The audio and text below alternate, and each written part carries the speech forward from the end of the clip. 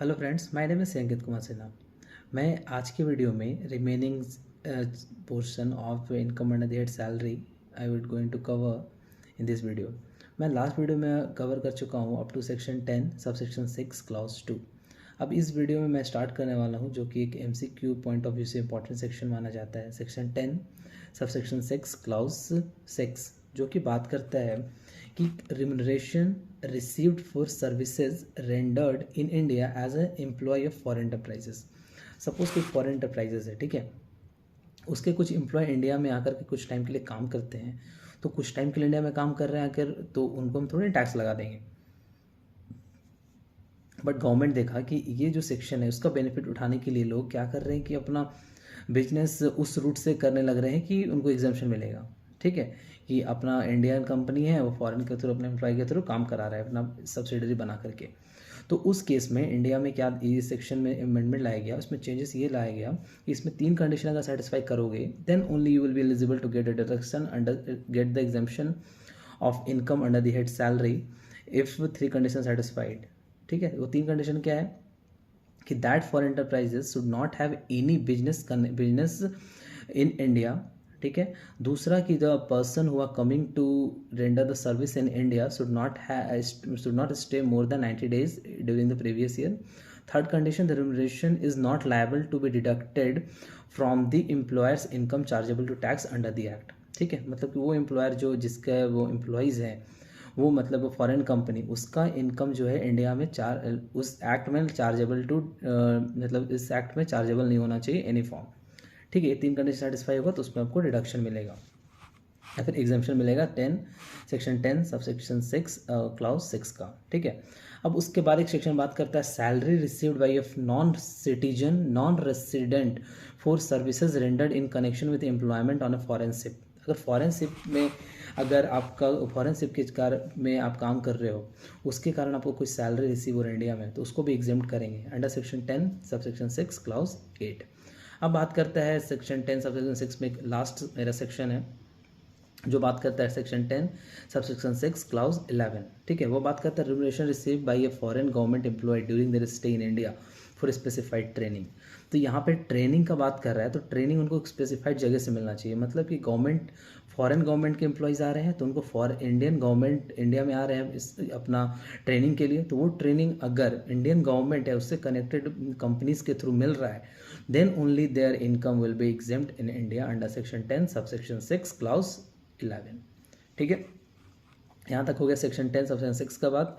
अब हम बात करते हैं, दो कुछ टर्म्स दिए रहे हमारे हम लोग को जिससे हम जनरली कंफ्यूज होते हैं, advance salary and advance against salary. तो एडवांस सैलरी ऐसे मतलब समझ में आ रहा है कि अपना सैलरी अभी मिलने का ड्यू हो नहीं रहा था, बट हम सैलरी पहले ले रहे हैं, मतलब before ड्यूइंग I am getting my salary, means कि मेरा जनवरी का सैलरी ड्यू हो रहा था बट हम फरवरी का भी सैलरी जनवरी में ले रहे हैं, तो उसको बोलेंगे एडवांस सैलरी।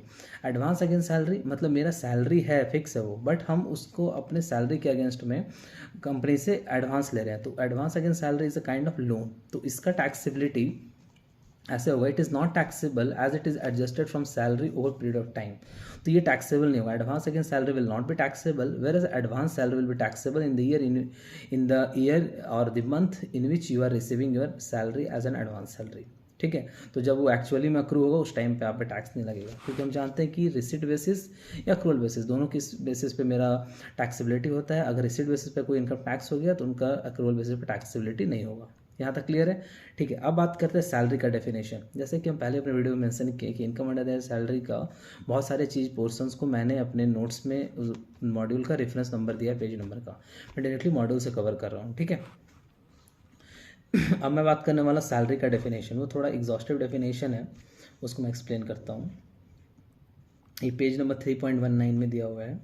अब बात करते हैं सैलरी। सैलरी मेरा कौन सा सेक्शन में दिया है? Salary is given under section 3, salary definition salary given under section 17 sub section 1। तो वहाँ पे क्या लिखा हुआ है? सैलरी इंक्लूड्स वेजेस, एन्यूटी और pension, any gratuity, fees, commission, perquisites or profit, any advance of salary, any payment received in any period of leave not availed by him, means leave encashment, provident fund का पैसा, contribution made by central government under section 80CCD contribution made by central government in previous year to the Agniveer corpus fund, ये जो last budget में आया था अपना वो वाला। तो इन शॉर्ट हम बोल सकते हैं कोई भी चीज़ इसका अलग अलग नाम दिया हुआ है, तो कुछ नाम याद रखने का है। कोई हमारे ये हमने ये सारी चीज़ें अपने अगर घर में कोई भी रिलेटिव या फिर आपके कज़न्स कोई भी रिलेटिव से कोई भी कज़न से ब्रदर सिस्टर कायम कर रहे हो, फादर मदर आपके जॉब में होंगे तो उनके सैलरी स्लिप में आपको ये सारे कंपोनेंट देखने को मिल जाएगा। वहाँ पे रहता है wages, annuity, pension, gratuity, fees, commission, advance of salary, leave encashment, provident fund, फिर contribution under scheme of Agniveer and 80CCD में अगर कुछ कंट्रीब्यूशन जा रहा है तब। ठीक है, आगे हम बात करते हैं इसे पेज नंबर 3.20 पे दिया अलाउंसेस। अलाउंसेस क्या होता है कि any monetary payment made by employ to employ for meeting specific expenditure whether personal और performance of duties under the performance of duties. तो ये सारे कोई भी मॉनेटरी पेमेंट करता है एम्प्लॉयर एम्प्लॉय को, तो उसको हम लोग बोलते हैं अलाउंसेस। ठीक है, under the income tax act 1961 में अलाउंसेस को 3 कैटेगरी में बांटा गया है। फुल्ली टैक्सेबल होगा, तो जैसे हम बताते हैं कि 2 स्कीम चलते हैं आपके, न्यू रिजाइम, ओल्ड रिजाइम। अगर फुल्ली टैक्सेबल होगा बोथ रिजाइम में, या fully taxable under default tax regime, या फिर partial exempt under optional tax regime. ठीक है, fully exempt only under the optional tax regime. ठीक है, तो यहाँ पे एक optional tax regime, old tax regime, दोनों इंटरचेंजेबली यूज़ कर सकता हूँ मैं। ठीक है, दोनों का मतलब सेम ही है। जब मेरा न्यू टैक्स रिजाइम जो कि अभी डिफ़ॉल्ट टैक्स रिजाइम बना आया है, उससे पहले मेरा एक ही टैक्स रिजाइम था जिसको हम बोलते थे करेंट टैक्स रिजाइम या फिर ओल्ड टैक्स रिजाइम, अभी के लिए हम उसको बोलेंगे। ठीक है, तो अब ये जो सारे अलाउंसेस दिए हुए हैं वो सारे का डिटेल हमारे बुक्स में दिया हुआ है कि उसका कैसे आगे बढ़ते जाएंगे। तो जहाँ पे मेरा इसका सिंपल वाला ये है कि अगर मेरा फुल्ली टैक्सेबल है तो सिंपल वो मेरे सैलरी में जुड़ जाएगा, उसका टैक्सेबिलिटी हो जाएगा। अगर पार्शियल आता है, अगर मेरा ओल्ड रिजाइम या फिर न्यू रिजाइम में है, इन दैट केस हमको क्या करना पड़ेगा, उसका कुछ कैलकुलेशन का तरीका दिया हुआ है। ठीक है, तो इसमें कुछ इंपॉर्टेंट अलाउंसेस हैं जिसको मैं थोड़ा अच्छे से बता देता हूँ कि वो अलाउंसेस क्या बोलते हैं। तो इसमें कुछ अलाउंसेस हैं जो थोड़ा इंपॉर्टेंट है। हाउस रेंट अलाउंसेस, ये हर एम्प्लॉय के सैलरी में आपको दिखेगा HRA कंपोनेंट। ठीक है, तो HRA का कैलकुलेशन होता है। ठीक है, जो कि हम पहले अपने फर्स्ट वीडियो में कवर कर चुके हैं कि HRA कैलकुलेशन कैसे होता है, बट अभी मैं दोबारा से वो बताने वाला हूँ कि HRA का कैलकुलेशन थोड़ा इंपॉर्टेंट भी एग्जाम पॉइंट ऑफ व्यू से, और प्लस वो हमको जानना भी है। ठीक है, तो HRA का जो है, HRA का इनकम जो HRA जो होता है वो कितना पोर्शन टैक्सेबल होगा, उसका कितना पोर्शन एग्जेम्प्ट होगा, वो दिया वो डिफाइंड है section 10 sub section 13A। 1013A इसको हम ऐसा बोलते हैं अभी के लिए, मतलब याद करने के लिए। ठीक है, तो 1013A में क्या बोलता है कि list of the following shall be deducted from what ever house rent allowances you received. तो उसमें लिस्ट क्या है, पहला HRA एक्चुअली रिसीव्ड, दूसरा सैलरी रिसीव माइनस मीन्स इसमें ऐसा आपका 40% ऑफ द सैलरी। ठीक है, और थर्ड पार्ट है कि आपका rent paid minus 10% of the salary. तो सैलरी का जो कैलकुलेशन है वो उसमें सैलरी में क्या आता है आपका basic salary plus DA forming part of the retirement. ठीक है, और कमीशन परसेंटेज फॉर्म में होगा तो। ठीक है, ये कैलकुलेशन इसका मैं करा दूंगा आगे चल के कैलकुलेशन कैसे करना है। अब बात करते हैं allowances prescribed as per section 10 sub section 14 clause 2 page number 3.24 पे हम आ जाते हैं। यहाँ पे दिया हुआ है आपका 3.24 में, यस 3.24 3.25 यस, इसमें बात करता है allowances prescribe for the purposes of section 10 section 10 sub section 14 clause 2। ये बात करता है any special compensatory allowances in the nature of special compensatory like hilly areas allowances और हाई एल्टीट्यूड अलाउंसेज, ऐसा कुछ अलाउंसेज मिलता है तो उसको एग्जेम्प्ट करेंगे 800 रुपया और 300 रुपया per month depending upon the specified location, और 7000 per month in Siachen area of Jammu and Kashmir. तो ये कुछ स्पेशल टाइप के अलाउंसेस है जिसके अगेंस्ट पर कुछ एग्जाम्पशन दिया गया है।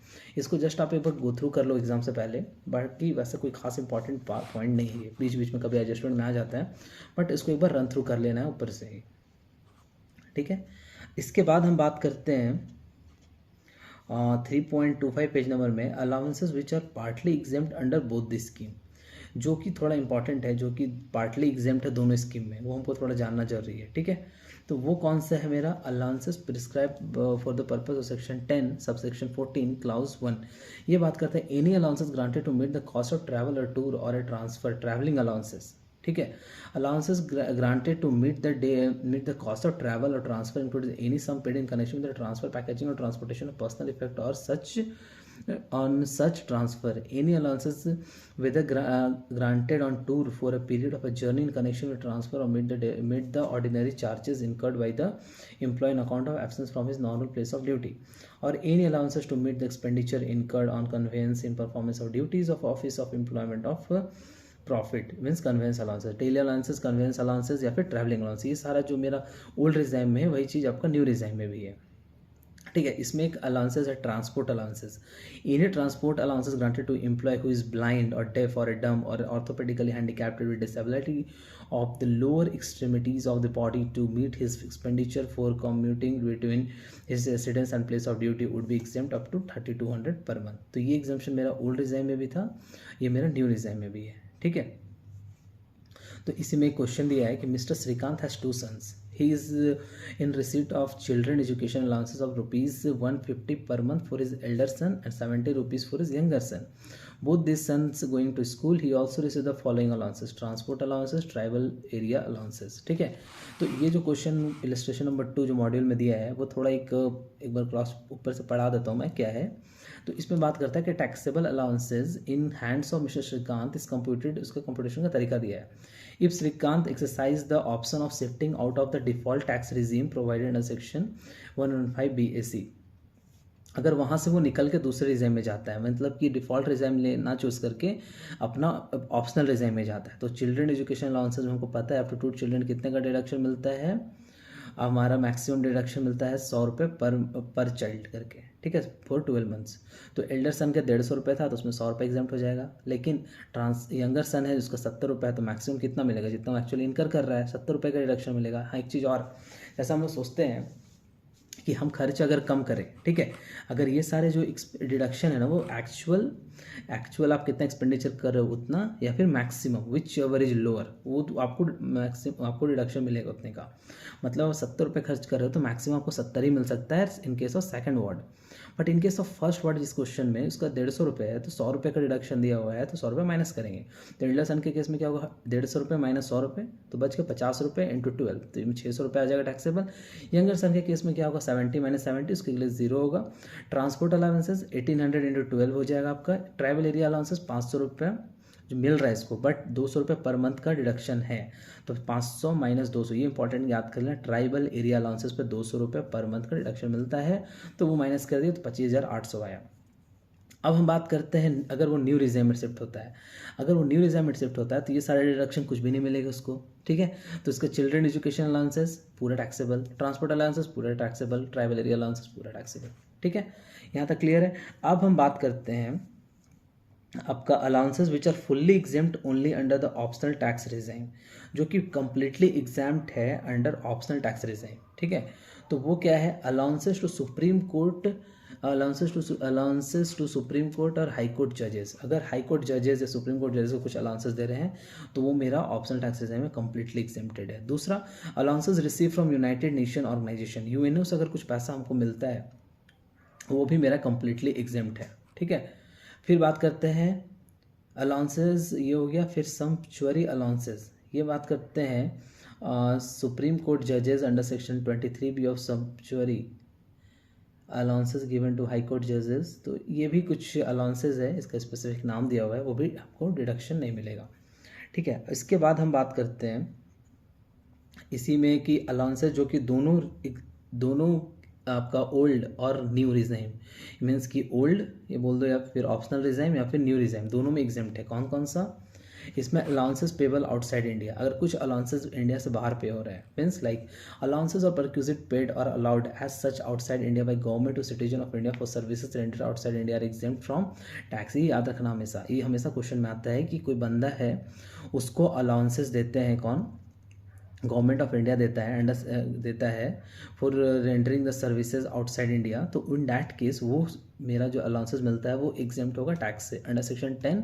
Subsection 7, under section 10 subsection 7। Clear है यहाँ तक। अब बात करते हैं एक इंपॉर्टेंट चीज़, एन्युटी और पेंशन।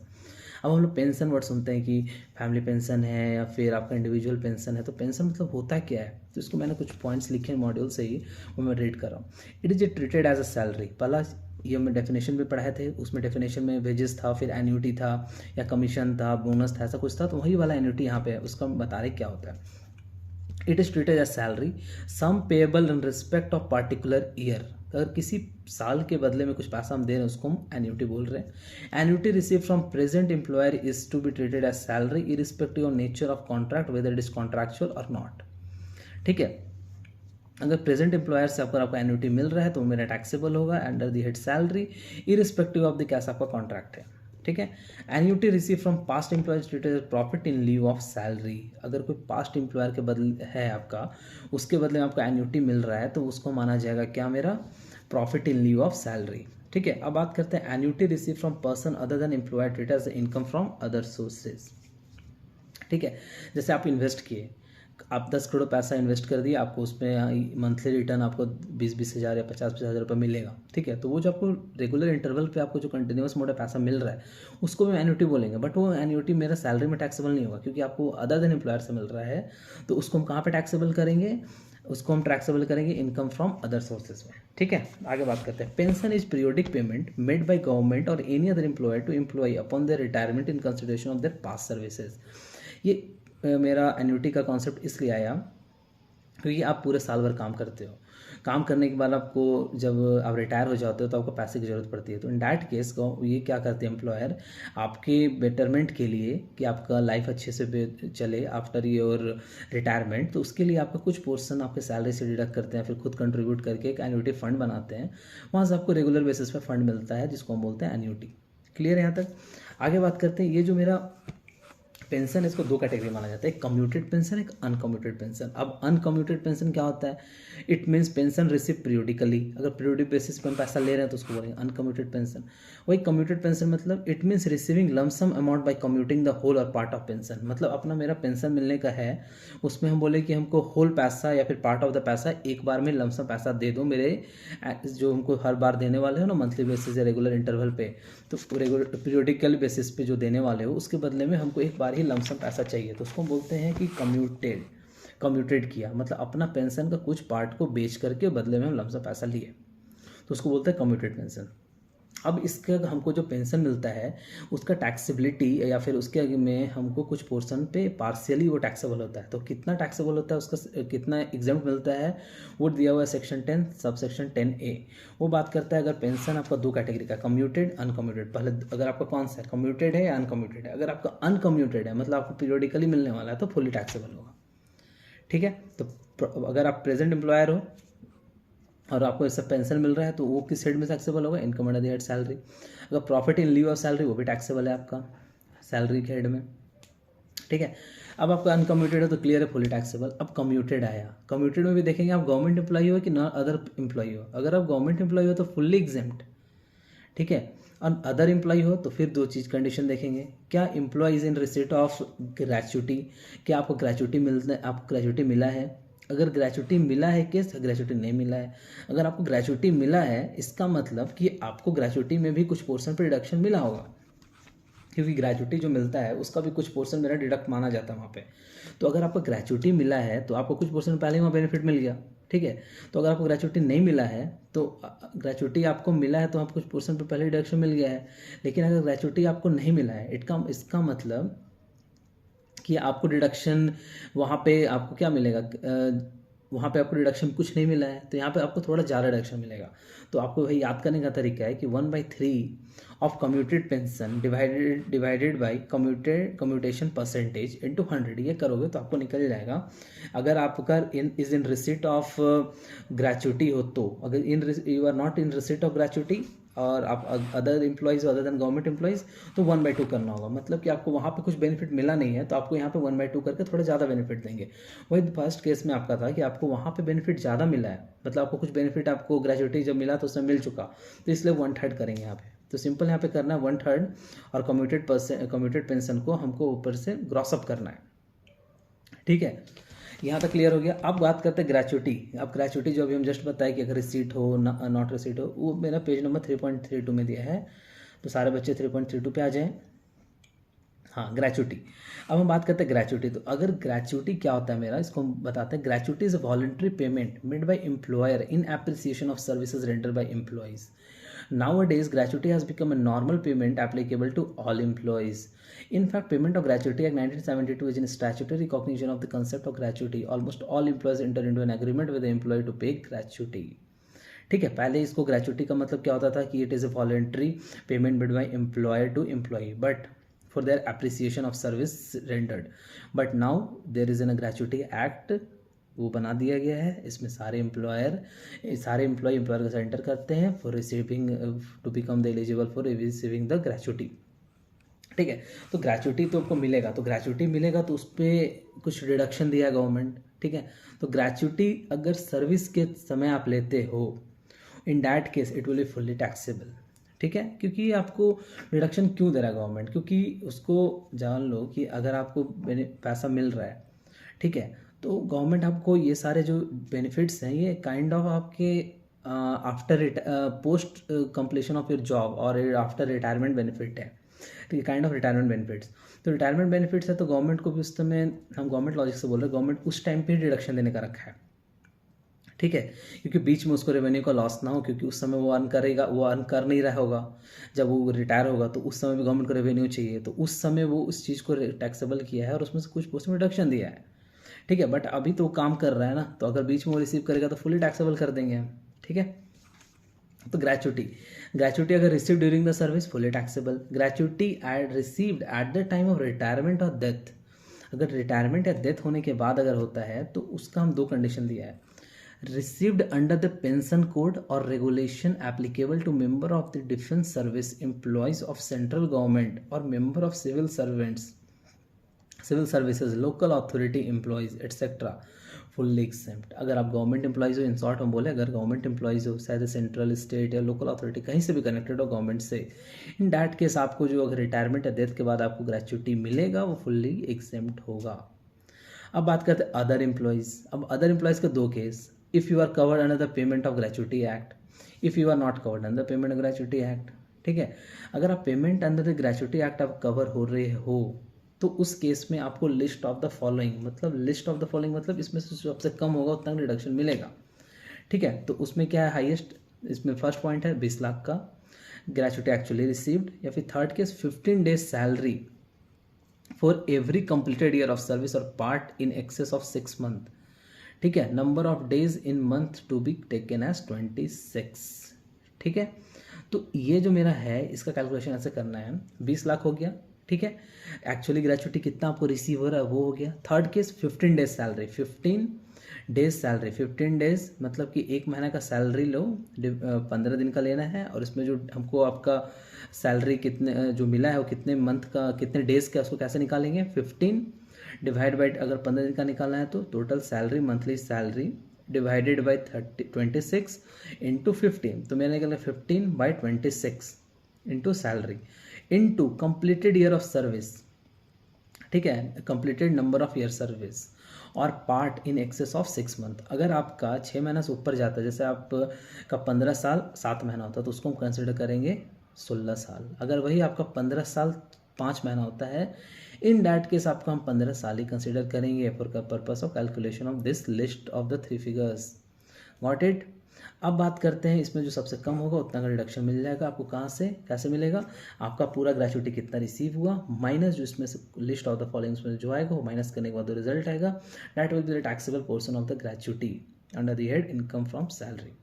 अब बात करते हैं अगर आप पेमेंट ऑफ ग्रेचुटी एक्ट में कवर नहीं होते हो तो उस केस में आपको list of the following exempt मिलेगा। क्या, 20 लाख वही वाला, दो तो सेम रहेंगे। ठीक है, अब इसमें तीसरा केस आ जाएगा हाफ मंथ सैलरी। ठीक है, इसमें हाफ मंथ सैलरी हो जाएगा। ठीक है, फिर for every completed year of service fraction to be ignored, फिर यहाँ पे सिंपल हम कंप्लीटेड ईयर ऑफ सर्विस लेंगे। पहले वाले केस में अगर पेमेंट ऑफ ग्रेचुटी एक्ट में कवर हो रहा है तो 15 बाई 26 इंटू सैलरी हो गया आपका, इंटू आपका कंप्लीटेड ईयर ऑफ सर्विस और part thereof in excess of 6 month, उसको हम फुल ईयर कंसिडर करेंगे। ठीक है। दूसरे केस में क्या है आपका 20 lakh graduate actually receive half month salary into completed year of service. Fraction को वहाँ इग्नोर करेंगे। अगर आपको 15 साल 6 महीना भी है 7 महीना भी है तो उसको 15 साल ही कंसिडर करेंगे दूसरे केस में। तो आप लोग को क्या देखना है, कौन सा बेनिफिशियल है, पेमेंट ऑफ, अब you are covered under payment of gratuity act. ठीक है। ये जो हम सैलरी का बात कर रहे हैं, जो मेरा पहला केस है ना, वहाँ पे salary for the purpose of this, अगर आप पेमेंट ऑफ ग्रेचुइटी एक्ट में कवर हो रहे हो तो उस केस में आपका जो सैलरी है वो कैसे निकलेगा आपका, salary for this purpose means basic salary plus dearness allowances. ठीक है। Number of days in month for this purpose shall be taken as 26। ठीक है। ये हो गया आपका यहाँ तक का सैलरी का मतलब क्या होगा, basic salary and dearness allowances. दूसरे केस में क्या होगा आपका, दूसरे केस में सैलरी का जब हम बात करें based on average of last 10 month salary, last 10 month का सैलरी का एवरेज लेना है। Salary for this purpose of basic salary and dearness allowance if provided in the terms of employment for retirement benefit forming part of salary and commission which is express as a percentage of turnover. देखो simple ऐसे हम इसको याद कराते हैं। तो अगर आपका ग्रेचुइटी ऐसे याद करो, ग्रेचुइटी है मेरा फर्स्ट चीज़, तो ग्रेचुइटी देखो कि ये ग्रेचुइटी आपका कैसे है। अगर आपका रिसीव ड्यूरिंग द ईयर, ऐसे step number 1 gratuity if receive during the year तो फुली टैक्सेबल। अगर gratuity not receive during the year तो फिर उसके फर्दर 2 क्वेश्चन उठेंगे मेरे, क्या ये गवर्नमेंट एम्प्लॉयज़ को मिल रहा है, गवर्नमेंट एम्प्लॉयज़ को मिल रहा है eight the time retirement of death तो फुल्ली एग्जेम्प्ट। अगर नॉन गवर्नमेंट को मिल रहा है तो फिर 2 केस, नॉन गवर्नमेंट को मिल रहा है तो फिर क्या आएंगे, अगर आप पेमेंट ऑफ ग्रेचुइटी में कवर हो या पेमेंट ऑफ ग्रेचुइटी में नहीं कवर हो। अगर आप पेमेंट ऑफ ग्रेचुइटी में कवर हो तो आपको लिस्ट ऑफ द फॉलोइंग का एग्जेम्प्ट मिलेगा। क्या, पहला 20 lakh gratuity actual gratuity receipt 15 days salary. ठीक है। सैलरी यहाँ पे क्या होगा, basic salary plus dearness allowances. यहाँ पे नंबर ऑफ डेज क्या करेंगे हम, आपका 26 मानेंगे इन अ मंथ। ठीक है। 15/26 इंटू सैलरी जो कि मेरा होगा basic salary plus DA into complete year of service, a part thereof in excess of 6 month. ठीक है। अगर 15 साल 6 महीना है तो उसको हम कंसिडर करेंगे, 15 साल 7 महीना तो उसको कंसिडर करेंगे 16 साल। बट ये केस कंप्लीट हो गया। If you are not covered under payment of gratuity act, उस केस में आपको list of the following shall be deducted. पहला 20 लाख, दूसरा ग्रेचुइटी एक्चुअली रिसीव्ड, तीसरा हाफ मंथ सैलरी तो कि निकलेगा based on the average salary of last 10 months. और यहाँ पे सैलरी का क्या मतलब है, basic plus DA only forming part of retirement benefit plus commission which is in form of percentage. ठीक है। तो ये 3 चीज़ को समेशन से जो सैलरी आएगा लास्ट 10 मंथ का हमको लेना है, उसका एवरेज निकालेंगे, वो सैलरी पकड़ेंगे यहाँ पे into completed year of service. ठीक है। क्लियर है, ये क्वेश्चन कराएंगे उससे क्लियर हो जाएगा। ठीक है। आगे हम बात करते हैं लीव इनकैशमेंट। लीव इनकैशमेंट आपका दिया हुआ है 3.35 पेज में, तो 3.35 पेज में हम आ गए लीव इनकैशमेंट। ओके। ये क्या होता है कि generally employees are allowed to take leave during the period of service. Employ में avail such leave, or in case the employee is not, that employee does not avail that leave, then the leave may either lapses or to be accumulated or future or allowed to be encashed every year or at the time of termination or retirement.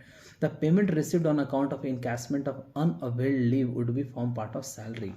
However, Section 10, subsection 10AA provides exemption in respect of amount received by way of encashment of unutilized earned leave by the employee at the time of his retirement, whether on superannuation or otherwise.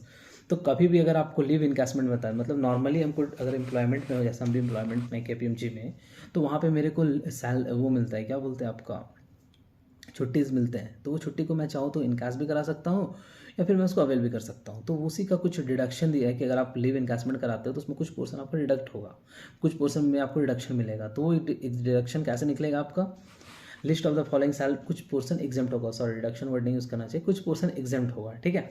तो leave encashment में अगर receive during the year, अगर कुछ भी आप अपने employment के time में रिसीव कर रहे हो, फुल्ली टैक्सेबल। दूसरा, received on retirement whether on superannuation और अदरवाइज, रिटायरमेंट में रिसीव कर रहे हो या सुपरएनुएशन किसी चीज़ में रिसीव कर रहे हो बाई गवर्नमेंट एम्प्लॉई हो, अगर आप गवर्नमेंट एम्प्लॉई हो या फिर आप गवर्नमेंट एम्प्लॉई हो फर्स्ट केस, दूसरा नॉन गवर्नमेंट एम्प्लॉइज हो।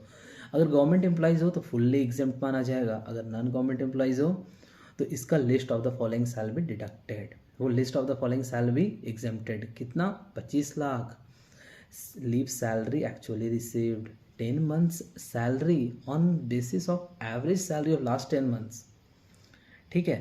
Cash equivalent of unavailed leaves based on 10 months average salary to his credit at the time of retirement, ठीक है. तो इसका थोड़ा सा क्वेश्चन हम करा देंगे तो उससे क्लियर हो जाएगा. तो इसमें एग्जाम्पशन का 4 हेड्स है. पहला एग्जाम्पशन आपको list of the following shall be exempted. पहला मैक्सिमम आपको कितना मिल सकता है एग्जाम्पशन 25 lakhs का. दूसरा लीव सैलरी कितना रिसीव कर रहे हो. तीसरा 10 months एवरेज सैलरी, ठीक है, 10 months average salary just preceding the month of your just preceding the month of your retirement. तो उसका मेरा एवरेज पकड़ेंगे वहाँ पे, ठीक है. चौथा cash equivalent of unavailed leaves, ठीक है, based on last 10 months average salary to his credit at the time of retirement. Cash equivalent of unavailed leave based on 10 months average salary. जो 10 months का एवरेज सैलरी निकालेंगे उसमें हम देखेंगे cash equivalent कितना आ रहा है अनअवेल्ड लीव्स का, ठीक है. तो उसके बेसिस पे ये थोड़ा अच्छा है. इसका एक क्वेश्चन है दिया हुआ मॉड्यूल में, वो मैं जब आगे पढ़ाऊंगा तो वहाँ पे मैं इसको क्वेश्चन को करा दूंगा, ठीक है. अब बात करते हैं प्रोविडेंट फंड का, ठीक है. तो प्रोविडेंट फंड ये थोड़ा सा इंटरेस्टिंग होगा. ये हमेशा सुनते हैं पीएफ में पैसा जा रहा है, कट रहा है, तो पीएफ में जमा हो रहा है. तो पीएफ का जमा तो हो रहा है, लेकिन जब रिसीव होगा तो क्या वो टैक्सेबल होगा कि नहीं, बिग क्वेश्चन आता है एम्प्लॉय का, कि जो मैं पैसा पीएफ में कट के जमा हो रहा है तो उससे जो हमको पैसा निकालेंगे तो क्या क्या होगा, टैक्सेबल होगा या नहीं होगा, उस पर जो इंटरेस्ट कमाएंगे उसका क्या ट्रीटमेंट होगा, वो सारा कुछ.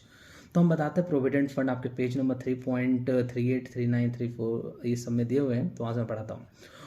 Provident fund. Provident fund scheme is a scheme intended to give substantial benefit to the employee at the time of retirement. Retirement के टाइम पे substantial benefit देने के लिए ये स्कीम को लाया गया. Under this scheme, specified sum is deducted from a salary of the employee each month or a regular interval as excuse me as his contribution towards the fund. The employer also generally contributes the same amount of his pocket to the fund. The contribution of the employer and the employee are invested in approved securities, ठीक है. Thus the credit balance in a provident fund of an employee consists of the following. तो अभी clear है. तो ये किस चीज़ के लिए retirement kind of retirement benefit है, प्लान है. इसमें क्या होता है, एम्प्लॉयर के एम्प्लॉय जो है उसके सैलरी से कुछ पोर्शन काटा जाता है, वही सेम इक्विवेलेंट पोर्शन एम्प्लॉयर भी कंट्रीब्यूट करता है एम्प्लॉय के प्रोविडेंट फंड में, ठीक है. तो एम्प्लॉयज़ इसके तो फिर मेरे क्या चीज़ आ जाएंगे मेरे इसके अपना प्रोविडेंट फंड अकाउंट के जो बैलेंस होगा उसमें 4 कंपोनेंट हो गए. कैसे 4 कंपोनेंट, सर 2 ही चीज़ नहीं हुई, एम्प्लॉयर्स कॉन्ट्रीब्यूट, एम्प्लॉयज़ कॉन्ट्रीब्यूशन. अब उसको कौन देखेगा, जो इंटरेस्ट ऑन एम्प्लॉयज़ कॉन्ट्रीब्यूशन और इंटरेस्ट ऑन एम्प्लॉयर्स कॉन्ट्रीब्यूशन, ठीक है. तो accumulated balance is paid to the employer at the time of his retirement और his resignation. In case the death of employee the same is paid on his legal heirs, ठीक है. तो provident fund represents an important source of small saving in available to the government. Hence the income tax act 1961 gives certain deduction on saving in a provident fund. इससे क्या होता है, government को कुछ fund मिल जाता है, अपने सारे एम्प्लॉय से सैलरी से कट रहा है कुछ पैसा, तो गवर्नमेंट के पास फंड आ जाता है, ठीक है. तो टाइप्स ऑफ प्रोविडेंट फंड क्या होता है, recognised provident fund, unrecognised provident fund, statutory provident fund and public provident fund. क्या क्या हो गया, recognised provident fund, unrecognised provident fund, statutory provident fund and public provident fund. अब बात करते हैं recognised provident fund. Recognised provident fund means a provident fund provided by commissioner of income tax for the purpose of income tax act. It is govern by part A of schedule 4 to the income tax 1961. This schedule contains various rules regarding the following: recognition of this fund, employers and employees contribution to the fund, treatment of accumulated balance, etc. ठीक है. तो recognise fund किसका बात करेंगे, recognise fund है, इसको थोड़ा याद रखो. रिकॉग्नाइज फंड मतलब कि कमिश्नर ऑफ इनकम टैक्स बता रहा है इसको. Unrecognise fund, fund not recognise by the commissioner of income tax, इसको अनरिकॉग्नाइज फंड बोलेंगे. Statutory provident fund, the SCF is governed by Provident Fund Act 1925. It is applies to the employees of government, railway, semi-government institution, local bodies, universities and local educational institution. मतलब ये government से related है, तो statutory provident fund है. Public provident fund, the public provident fund operated under the public provident act 1968. A membership of the fund is open to every individual, though it is ideally suited to self-employed people. A salaried employee may also contribute to PPF in addition to the fund operated by his employer. An individual may contribute to the fund on his own behalf or on behalf of a minor of whom he is a guardian. For getting a deduction under Section 80C, a member is required to contribute to the PPF a minimum of 500 in a year.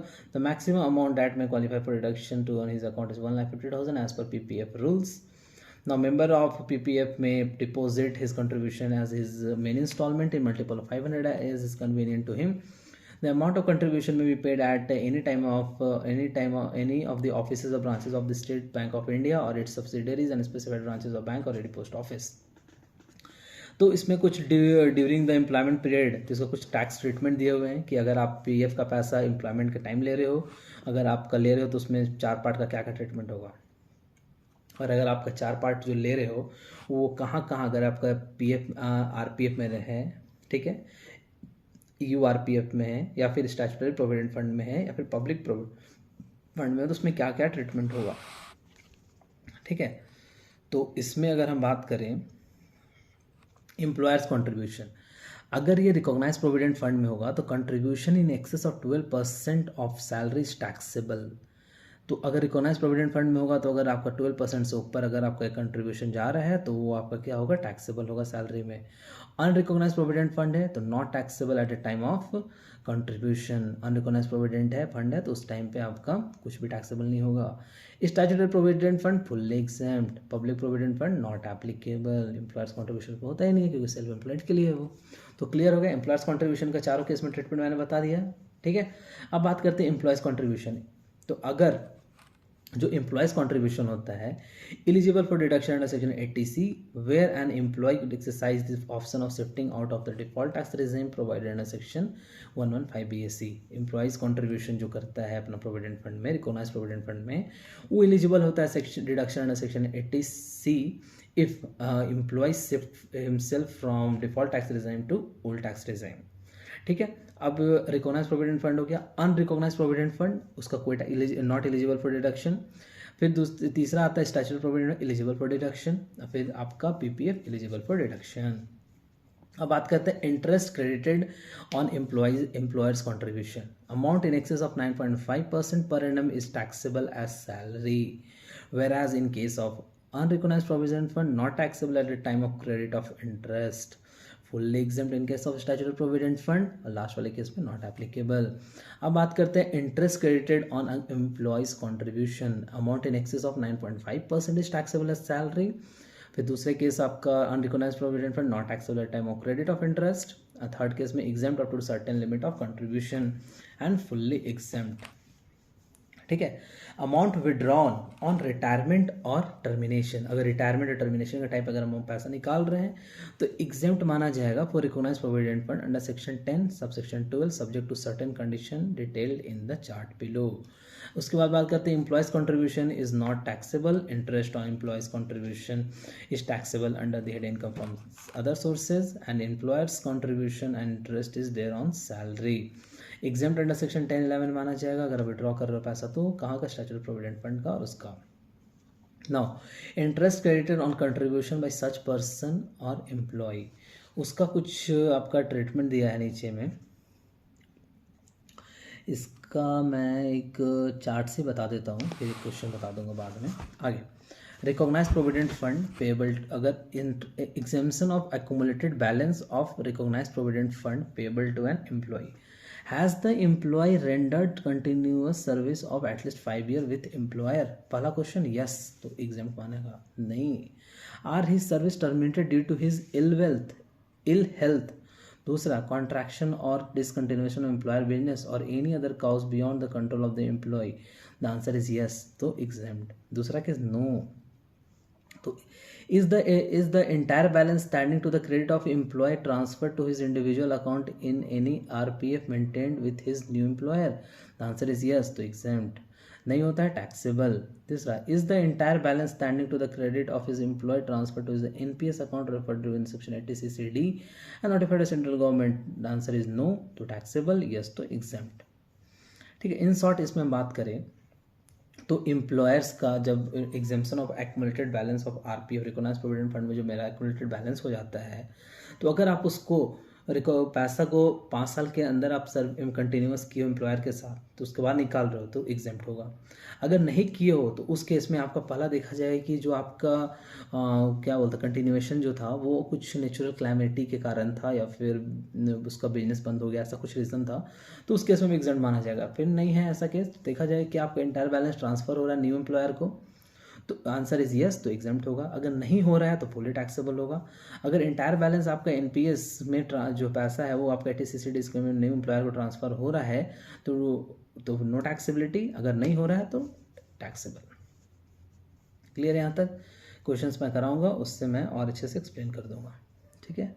अब मैं बात करता हूँ contribution of, एक section नया है आपका 80CCH जो बात करता है contribution by central government in the previous year to the Agniveer corpus fund account of an individual enrolled under the Agnipath scheme referred in section 80CCH, तो उसका डिडक्शन मिलेगा, ठीक है। अब बात करते हैं profit in lieu of salary. जो हम बताए थे profit in lieu of salary, आपका जो पेंशन आफ्टर योर रिटायरमेंट, आपको जो पेंशन मिलता है during the retirement, during your employment आपका पेंशन उठाते हो तो उसको क्या मानते हैं, आप कहाँ टैक्सेबल करते हैं, एज ए सैलरी।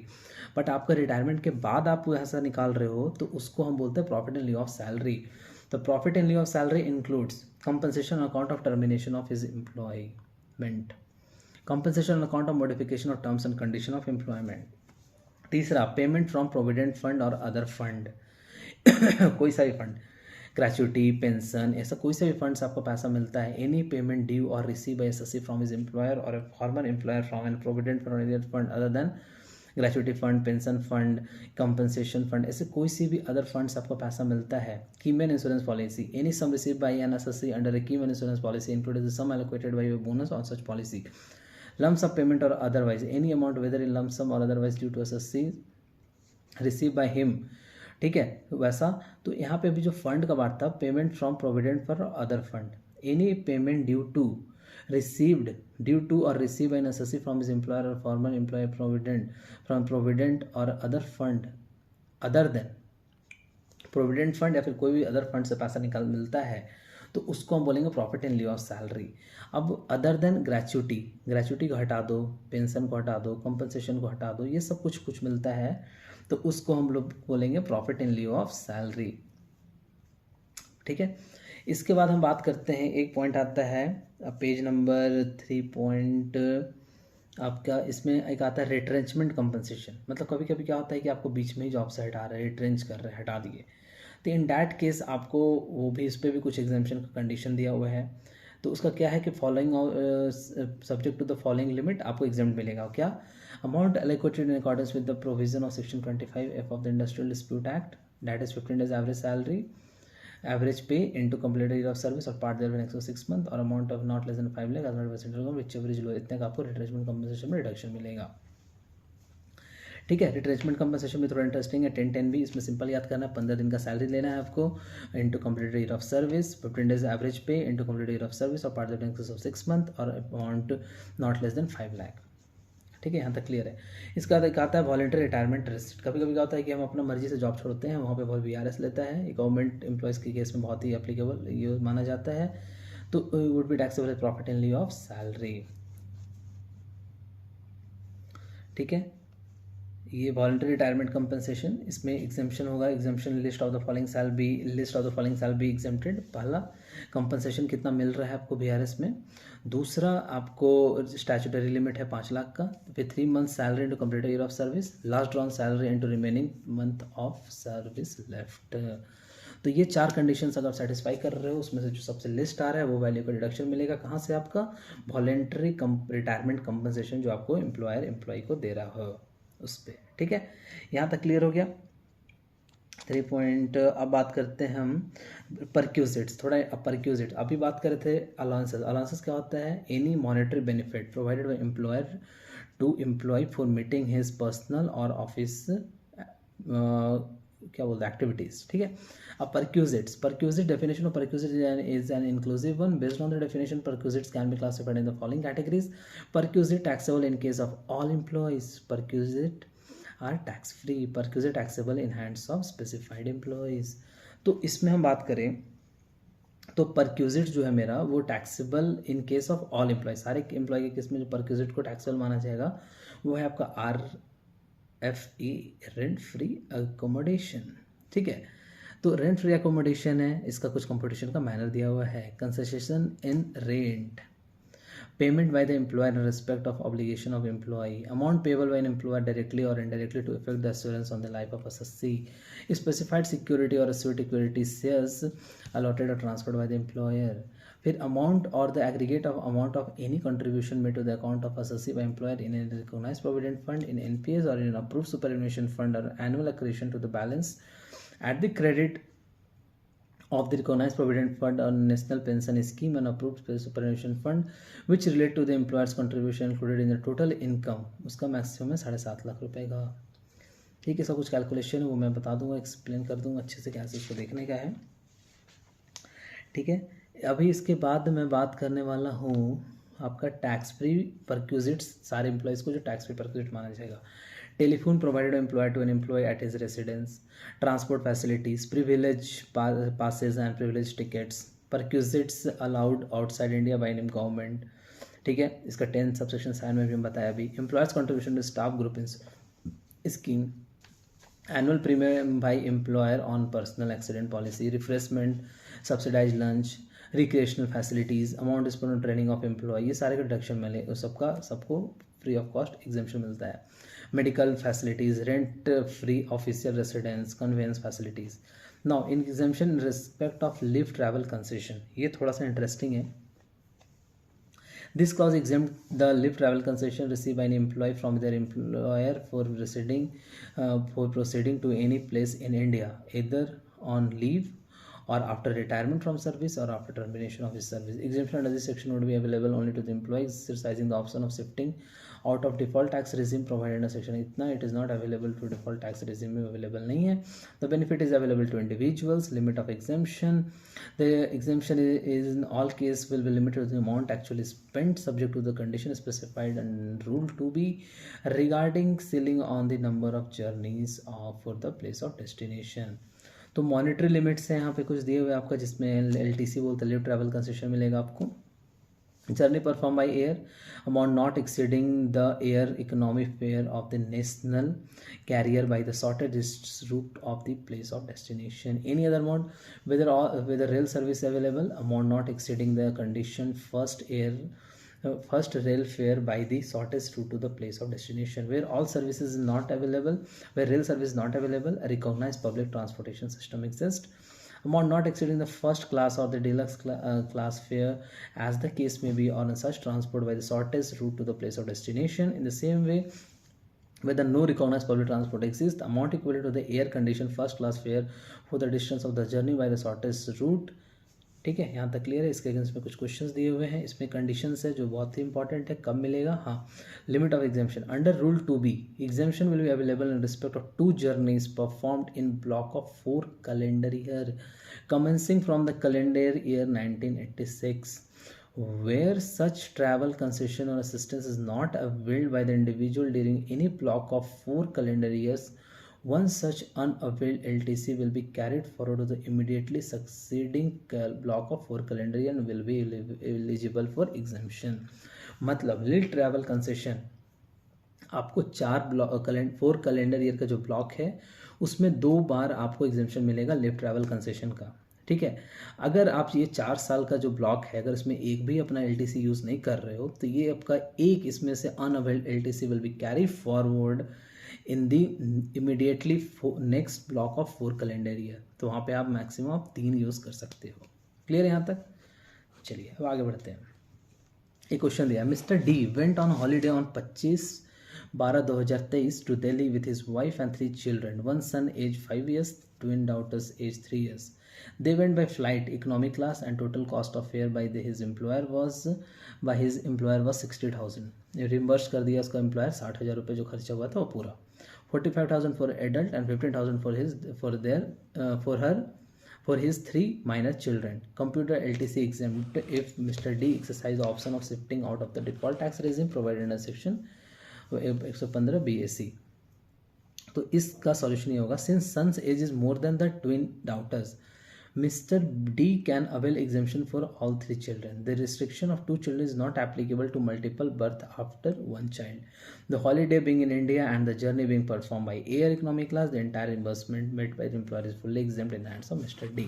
एक इंटरेस्टिंग चीज, एलटीसी में एक और लिमिट दिया है कि आपको कंडीशन है कि 2 चिल्ड्रन तक का मिलेगा, आपको एग्जाम्पशन मिल सकता है। बट अगर आप एक बार में आपका एक बच्चा है, नेक्स्ट बार में जब आपको बच्चा हुआ तो 2 ट्विंस आ गए, तो 3 बार चिल्ड्रंस हो गए, तो इन डैट केस आपको तीनों का एग्जाम्पशन मिल जाएगा।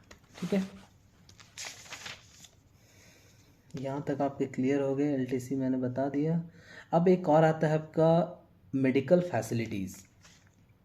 ठीक है, ये भी एक काइंड ऑफ परक्यूजिट्स है। तो medical facilities are exempt from tax. Value of medical treatment in any hospital maintain by the employer. अगर कोई भी मेडिकल फैसिलिटी एम्प्लॉयर मेंटेन करता है तो उसमें अगर आप बेनिफिट लेते हो तो उसको माना जाएगा, यहाँ पे एग्जेम्प्ट माना जाएगा। ठीक है, अब बात करते हैं reimbursement of expenditure actually incurred on medical treatment in any hospital maintain by government और लोकल अथॉरिटी। ठीक है, in respect of prescribed diseases, in respect of illness of COVID-19 subject to condition notified by the central government, premium paid to affect an insurance on the health of employee, reimbursement and everything। तो इसका एक question के साथ मैं कराना चाहूँगा जिससे आपको क्लियर हो जाए। ठीक है, तो इसमें मेडिकल फैसिलिटी फॉलोइंग एग्जाम, अगर ये सारे जो भी बताए हैं मैंने जो रीड किए कि यहाँ से मिलेगा आपको मेडिकल फैसिलिटीज़, तो एग्जाम माना जाएगा। पहला, अगर value of medical treatment any hospital maintain by employer. ठीक है, पहला reimbursement of expenditure incurred on medical treatment any hospital maintain by government hospital हो तो, in respect of prescribe diseases, अगर प्रिस्क्राइब डिजीज के रिस्पेक्ट में हो तो, in respect of illness related to COVID-19, premium paid to affect and insurance on the health of employees. अगर कोई premium पे करता है गवर्नमेंट, मतलब एम्प्लॉयर पे करता है फॉर हिज एम्प्लॉइज़, तो वो प्रीमियम को भी यहाँ पे जो पे कर रहा है वही काइंड ऑफ परक्यूजिट है। तो वैल्यू प्रीमियम जो paid by employer to his employee वो भी एग्जेम्प्ट माना जाएगा। Reimbursement of premium paid to the effect on health insurance of employee, उसको भी एग्जेम्प्ट माना जाएगा। Amount paid towards expenditure incurred outside India on medical treatment, अगर इंडिया से बाहर जा रहा है ट्रीटमेंट के लिए तो वो भी एग्जेम्प्ट माना जाएगा, बट उसके लिए कुछ कंडीशंस है। पहला, any expenditure incurred by employer or any sum paid by employer to employer or on any expenditure actually incurred by employee on the following: medical treatment of the employee or any member of family of such employee outside India। ठीक है, दूसरा, किसी का भी अगर बाहर में अपने मेडिकल ट्रीटमेंट एम्प्लॉय खुद का करा रहा है या फिर any member of his family of such employee outside India, वो एम्प्लॉय अपना किसी फैमिली मेंबर का भी करा रहा है, तो travel and stay abroad of the employee on any or any member of family of such employee for medical treatment, travel and stay abroad of one attendant who accompanies the patient in connection with such treatment। ठीक है, तो the perquisite element in respect of expenditure on medical treatment and stay abroad will be exempt only to the extent permitted by RBI। मतलब perquisite element in respect of expenditure of medical treatment stay abroad will be exempt only जितना limit किया RBI। And the expense in respect of traveling of the patient and the attendant will be exempt if the employee gross total income computed before the including the said expenditure does not exceed 2 lakh. अगर उसका gross total income 2 lakh से ऊपर नहीं जाता है, उस case में ही आपको जो भी expense related to travelling and stay of one of the attendant का मिलता है तो उसको एग्जेम्प्ट कम माना जाएगा। इन केस आपका ग्रॉस टोटल सैलरी जो आ रहा है वो आपका एक्सपेंडिचर को माइनस करने के बिना 2 लाख तक का हो रहा है तब। For this purpose family means spouse मतलब wife, children of the individual, children हो गया उसके बच्चे, चिल्ड्रन में भी डिपेंडेंट और इंडिपेंडेंट, मैरिड और unmarried. It also include parents, brother and sister of the individual if they are wholly और mainly dependent upon him. Hospital include dispensary और ए क्लिनिक और ए नर्सिंग होम। ठीक है, इसमें क्वेश्चन दिया हुआ है वो हम बताते हैं कैसे। इसमें एक कंडीशन है, मिस्टर जी जिसका एम्प्लॉयर है वो उसका एम्प्लॉयर से ये सारा पैसा मिलता है।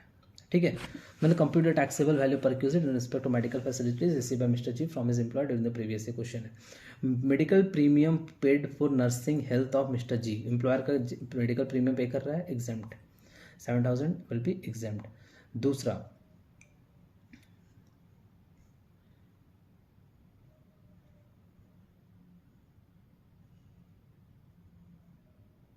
ठीक है, दूसरा केस बात करते हैं इसमें, treatment of mister G by his family doctor, अपने फैमिली डॉक्टर से अगर ट्रीटमेंट करा रहा है वो है आपका 5,000 का, तो उसका आपको डिडक्शन नहीं मिलेगा, वो टैक्सेबल होगा।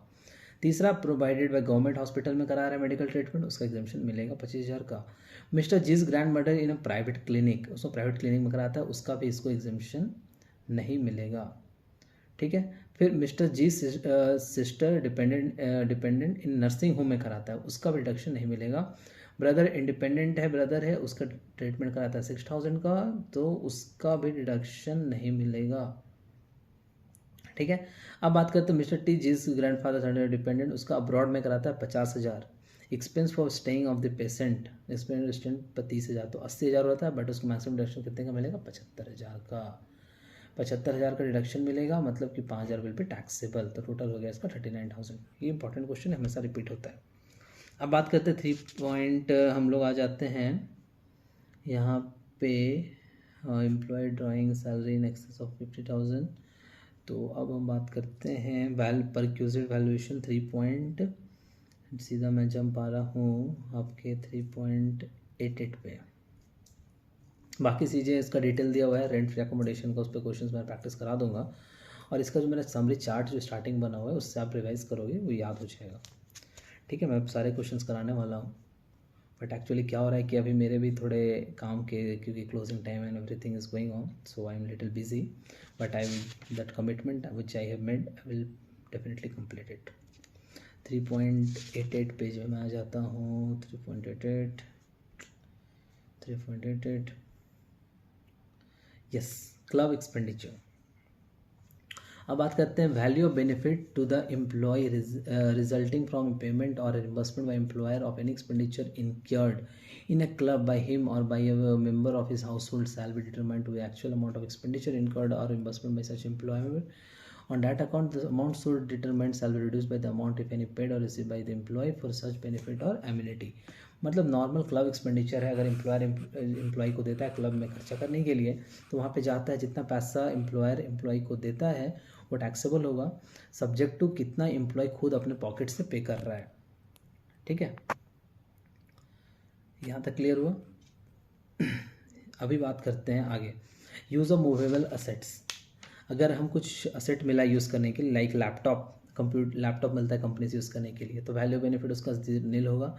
Movable asset other than laptop and computer and asset already specified 10% per annum of the amount actual cost of such asset और द अमाउंट ऑफ रेंट और चार्ज पेड और payable by the employer as the case में भी, उसको taxable माना जाएगा। मतलब आपको लैपटॉप और कंप्यूटर के अलावा कुछ और भी, जैसे कार दिया है, ये सब कुछ दे दिया, तो उसका 10% का आपको लेकर चलेंगे टैक्सेबिलिटी। ठीक है। ट्रांसफर ऑफ मूवेबल असेट, अगर आपको ट्रांसफ़र करना होता है मूवेबल असेट, आप खरीद लेते हो, वैल्यू ऑफ परक्यूजेट, इसमें क्या होगा, asset transfer computer electronic item हो रहा है, depreciated value of asset, depreciation computed 50% on WDV for each completed year of uses, motor car 20% and 10%। ये थोड़ा इंपॉर्टेंट है, इसको याद कर लेना। अगर एम्प्लॉय को अपना कुछ मतलब मूवेबल असेट को बेच देता है, ठीक है, अगर असेट बेच देता है मोबाइल असेट को, तो उस केस में कंप्यूटर इलेक्ट्रॉनिक आइटम बेच रहा है, तो उसमें डिप्रिसिएशन 50% के हिसाब से कैलकुलेट करेंगे डिप्रिसिएटेड वैल्यू, वो टैक्सेबल होगा मेरा, और उसको मानेंगे वैल्यू पर परक्यूजिट। मोटर कार के केस में 20% on WDV for each completed year of service, and in case of आपका any other asset 10% on SLM for each completed year of uses. यहाँ तक क्लियर है। अब बात करते हैं valuation of specified securities on sweat equity shares. ये मेरा आखिरी टॉपिक होने वाला है आज का। Valuation of specified securities, the fair market value of any specified security on a sweat equity share being an equity share in company on the date on which the option exercised by the employer shall be determine the following manner. मतलब valuation of securities का हम बात करें तो इसका मैं थोड़ा अच्छे से यहाँ से बता देता हूँ क्या बात करने वाला हूँ, कि कभी कभी क्या होता है, स्पेसिफाइड सिक्योरिटीज़, एम्प्लॉयर अपने एम्प्लॉय को कुछ सिक्योरिटीज़ देता है, मतलब उसको कंपनसेशन ना दे करके बढ़ा करके उसको कुछ सिक्योरिटी देता है, तो वो जो सिक्योरिटी देता है स्पेसिफाइड सिक्योरिटी, उसका टैक्सेबिलिटी का हम बात करने वाले हैं। The fair market value of the specified security और sweat equity share being an equity share in a company on the date on which the option is exercised by the employee shall be determined in the following manner. If the shares are listed on recognized stock exchange, in a case where on the date of the exercising of the option the share in the company is listed on recognized stock exchange, the fair market value shall be average of the opening price and the closing price of the shares on date of the said stock exchange.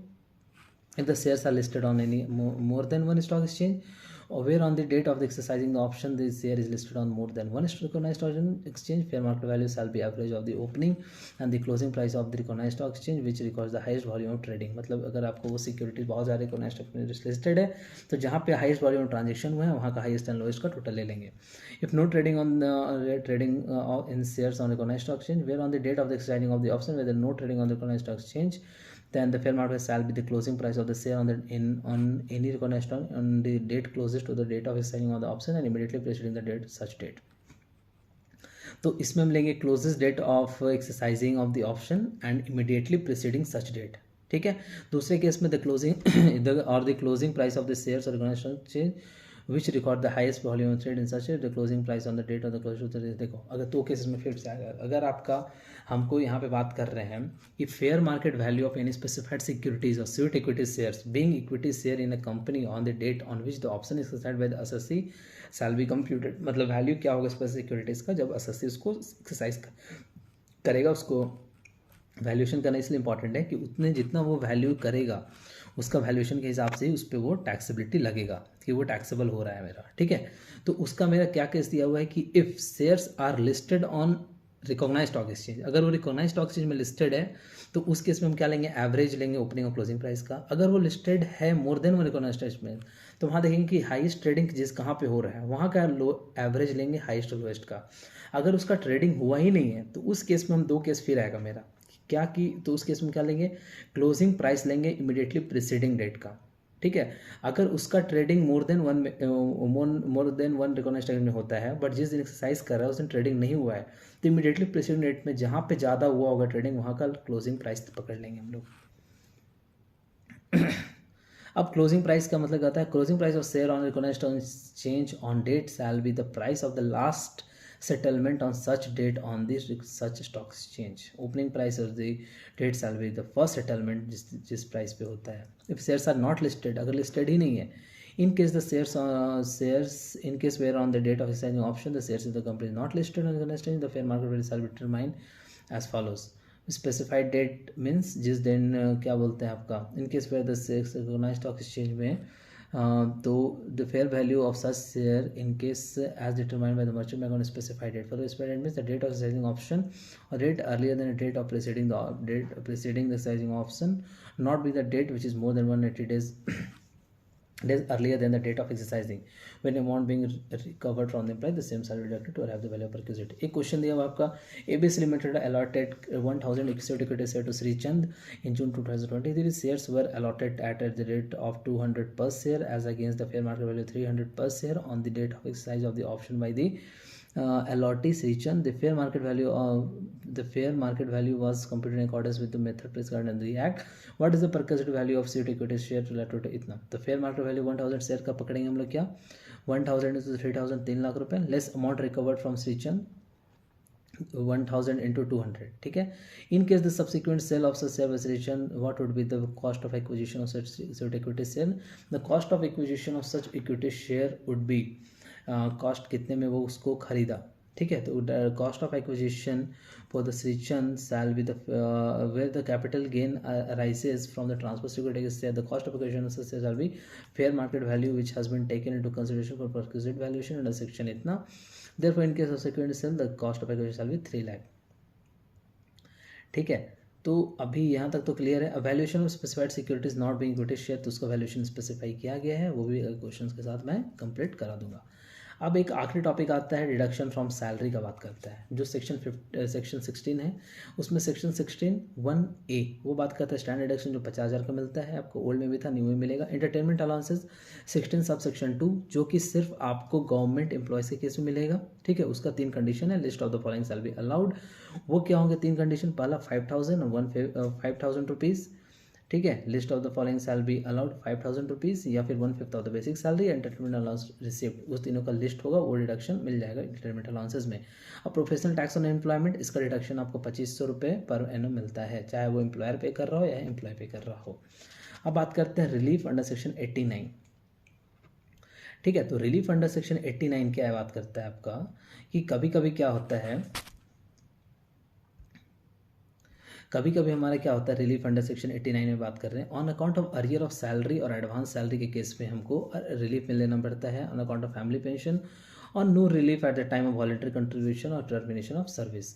तो ये सारे case को देखते हुए हमको relief under section 89 calculate करना होता है। मतलब कि जब हमको वो पैसा ड्यू हुआ था मिलने का, उस टाइम पे टैक्स का रेट, लेट सपोज मेरा कुछ एक्स रेट चल रहा था, बट जब हमको रिसीव हुआ उस टाइम पे वाई रेट पे चल रहा है, तो फिर उस टाइम पे मान लो ज़्यादा रेट चल रहा था, अभी कम चल रहा है, तो ये बेनिफिट हुआ। उस टाइम मेरा कम चल रहा था, अभी ज़्यादा हो रहा था, तो मेरी दिक्कत है। तो इसके लिए गवर्नमेंट देखते हुए कि रिलीफ अंडर सेक्शन 89 एक स्कीम सेक्शन लाया, वो बात करता है। उसको एक क्वेश्चन के थ्रू यहाँ पर मॉड्यूल में दिया हुआ है, उस क्वेश्चन के थ्रू मैं एक्सप्लेन करता हूँ। इस क्वेश्चन में क्या दिया है कि in case mister Hari would turn 79 years on 28/3/2024, you are inform that salary computed for the previous year is 23-24 का दिया 10,20,000 and arrear of salary received is 3,45,000। Means कि जो अरियर आपका है मेरा सैलरी का, जो हमको अरियर अभी मिल रहा है, वो तो मेरा अभी के रेट से टैक्सेबल होगा, बट एक्चुअली में वो उस रेट पे होना चाहिए जब वो मेरा अरियर ड्यू हुआ था। अरियर क्या होता है कि मेरा